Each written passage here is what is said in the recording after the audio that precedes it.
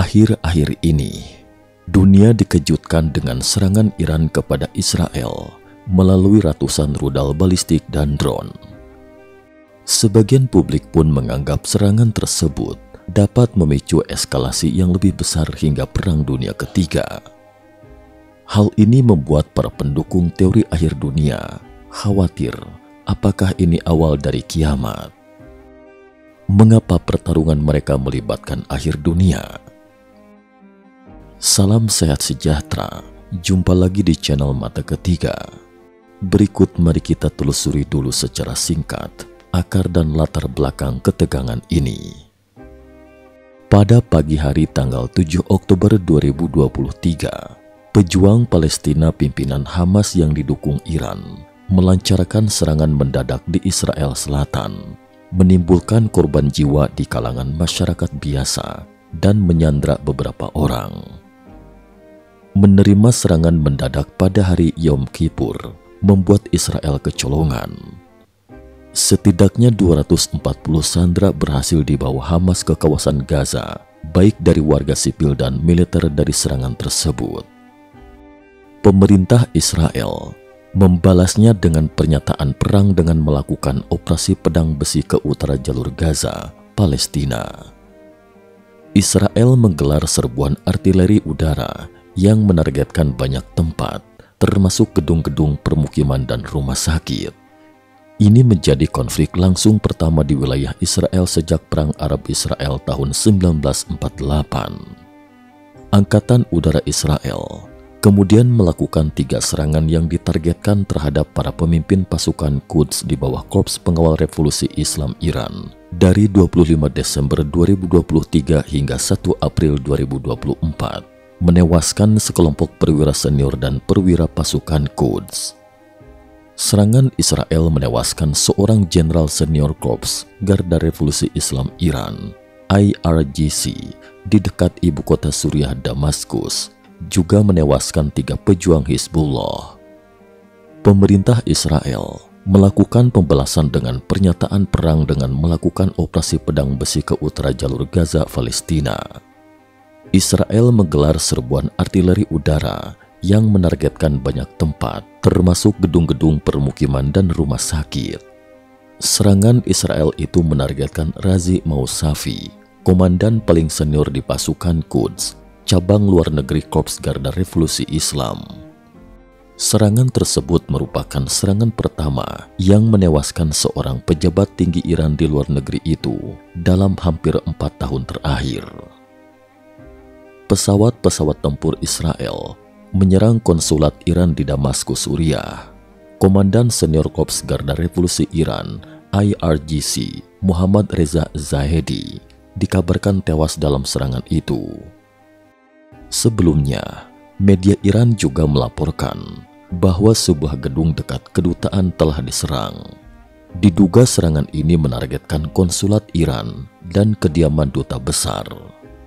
Sejak serangan Hamas terhadap warga sipil Israel pada tanggal 7 Oktober 2023, Israel melancarkan ratusan serangan terhadap Suriah. Serangan ini sebagian besar menargetkan kelompok yang bersekutu dengan Iran yang mendukung kelompok milisi Palestina Hamas. Agresi ini menandai peningkatan besar ketegangan antara Hizbullah dan Israel, di mana kelompok militan tersebut juga melancarkan beberapa serangan dari Lebanon Selatan. Tindakan Israel ini merupakan pelanggaran batas terhadap hukum internasional. Menyerang kedutaan suatu negara sama saja dengan menyerang wilayah negara itu sendiri. Konflik di wilayah Timur Tengah antara Iran dan Israel sedang memanas. Pada tanggal 13 April, Iran melancarkan serangan balasan terhadap Israel dengan nama sandi Operasi Janji Sejati, menggunakan lebih dari 300 drone dan rudal ke Israel sebagai respons terhadap serangan brutal Israel di kedutaan besar Iran di Damaskus belum lama ini.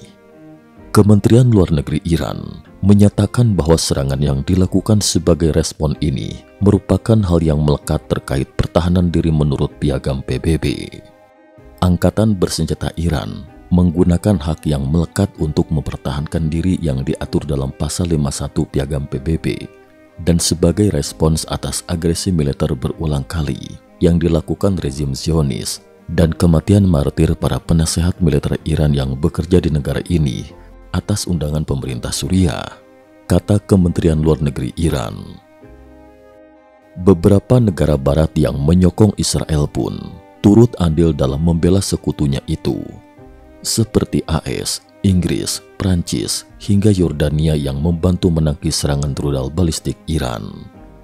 Koalisi kerjasama internasional tersebut bekerja di bawah kepemimpinan Komando Pusat AS. Negeri Paman Sam tersebut bersekongkol dengan Israel dan beberapa negara Arab moderat yang membentuk kubu untuk melawan Iran. Seperti Yordania, sebagai negara Arab moderat dengan rumah bagi penduduk Palestina, tergabung dalam upaya tersebut. Meski sempat berselisih dengan Israel karena perang di Gaza, Aman menyebut partisipasinya sebagai bentuk pembelaan diri. Arab Saudi pun disebut melakukan hal serupa yang melibatkan upaya normalisasi hubungan antara Riyadh dengan Tel Aviv maupun Washington. Namun, upaya Israel di kawasan Timur Tengah untuk dapat bertahan tidak semudah yang diperkirakan. Seorang peneliti senior dari Institut Keamanan Nasional Israel, Yoel Guzhansky, mengungkapkan bahwa Israel akan jauh lebih berisiko jika bertindak seorang diri. Serangan Iran terhadap Israel tidak melanggar hukum internasional, sebab itu merupakan tindakan balasan. Iran memiliki hak untuk membalas negara lain yang telah menyerangnya terlebih dahulu. Banyak pihak mengkhawatirkan eskalasi konflik kedua negara tersebut akan terus meningkat.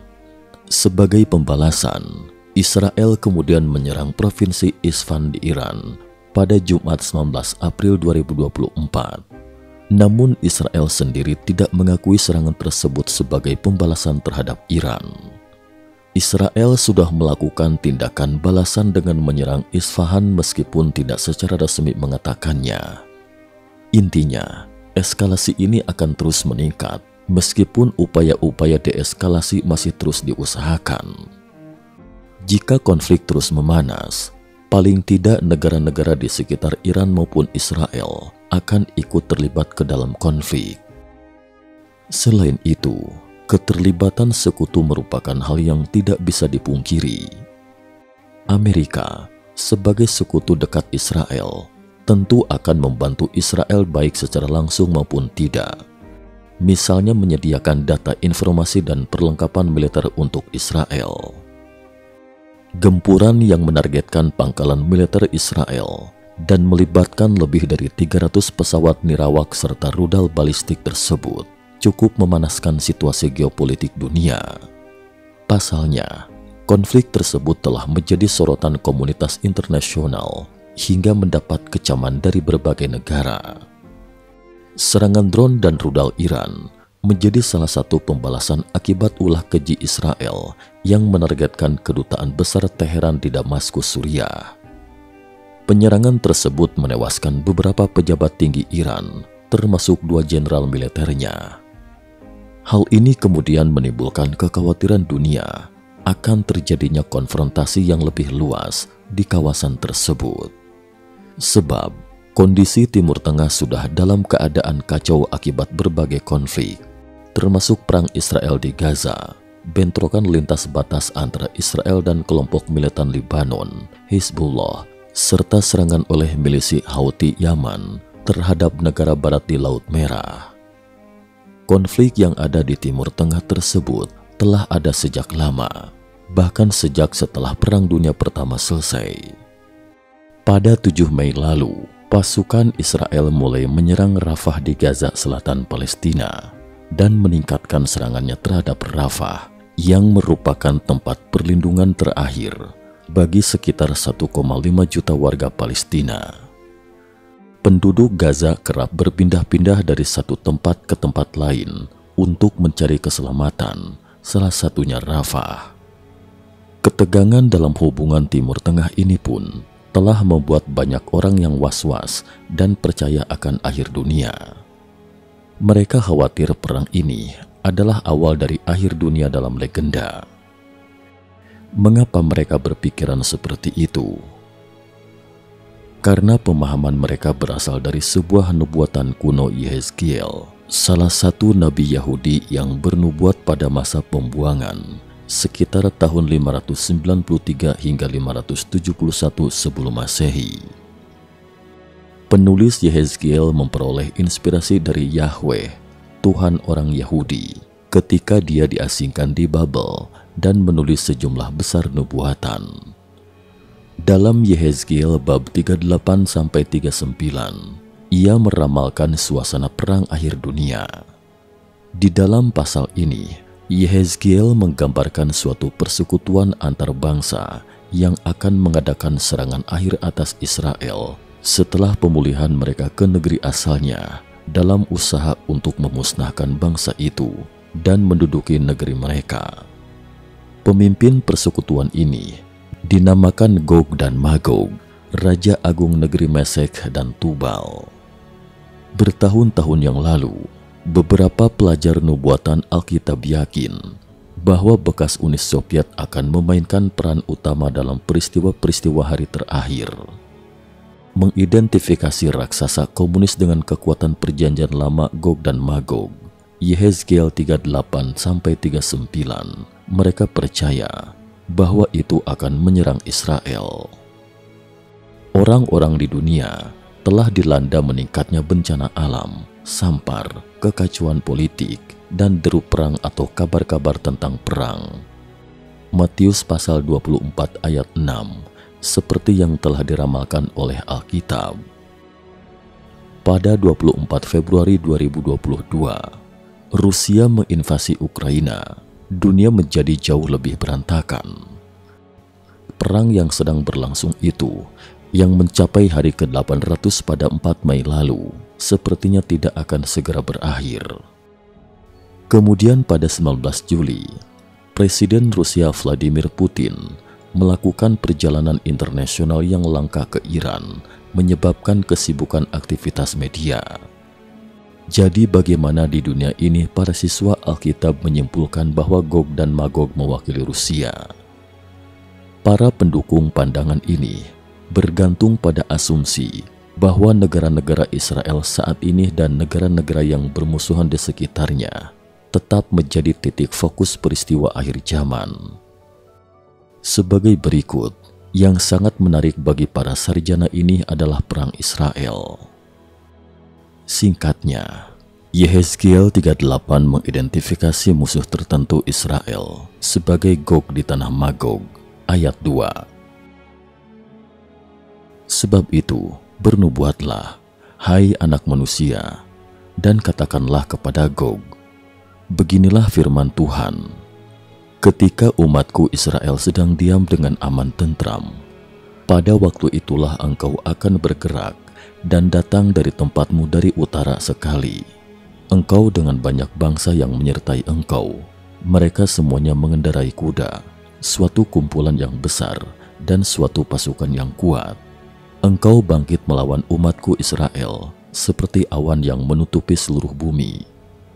Pada hari yang terkemudian akan terjadi hal itu, dan aku akan membawa engkau untuk melawan tanahku, supaya bangsa-bangsa mengenal aku, pada saat aku menunjukkan kekudusanku kepadamu di hadapan mereka, hai Gog. Ayat 14-16. Dan sejak itu, segera setelah Israel modern dimulai sebagai negara bangsa pada tahun 1948, Uni Soviet menjadi salah satu antagonis utama Israel dan secara geografis berada dalam garis lurus di utara Israel. Para sarjana Alkitab ini mengemukakan bahwa Magog adalah singkatan dari Uni Soviet itu sendiri dan Gog untuk seorang pemimpin besar Uni Soviet.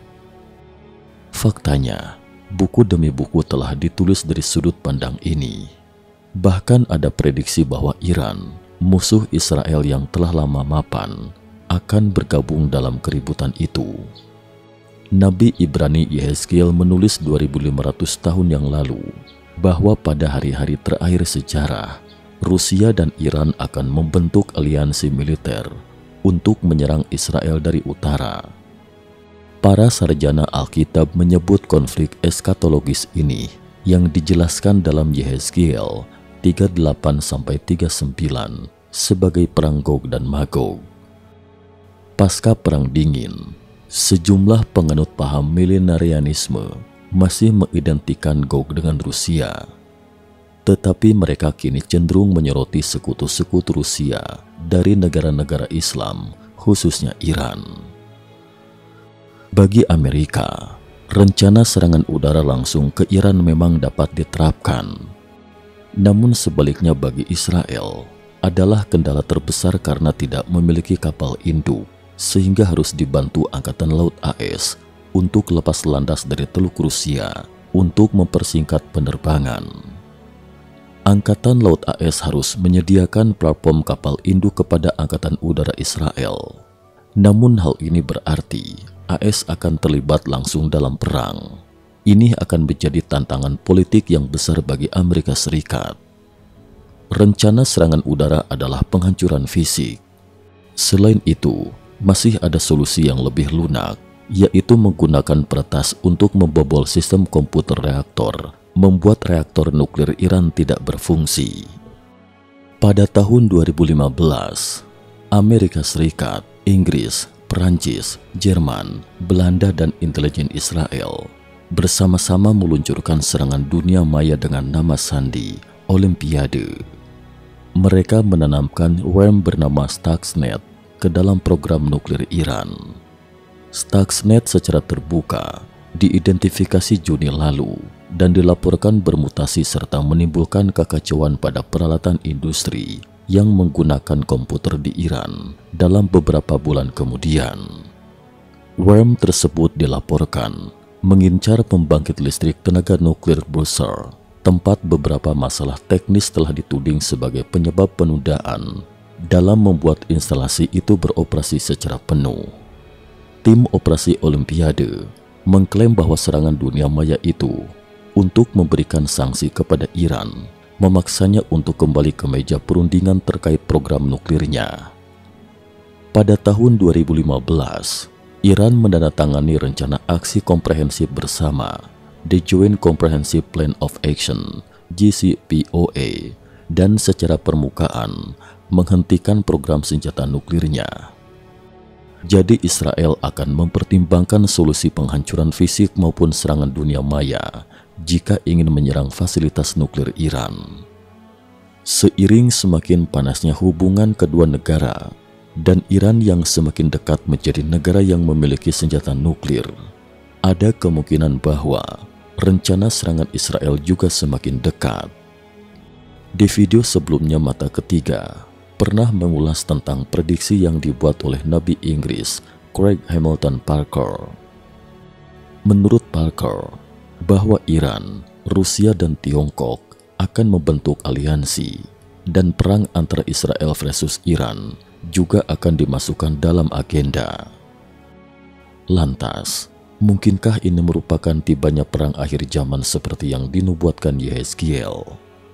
Mari kita cermati bersama perkembangan situasi di tahun 2024 ini. Terakhir, dan jika memang terjadi, apakah perang akhir zaman yang dinubuatkan Yehezkiel di atas itu dipicu oleh Perang Dunia Ketiga? Sekian dan terima kasih atas perhatiannya.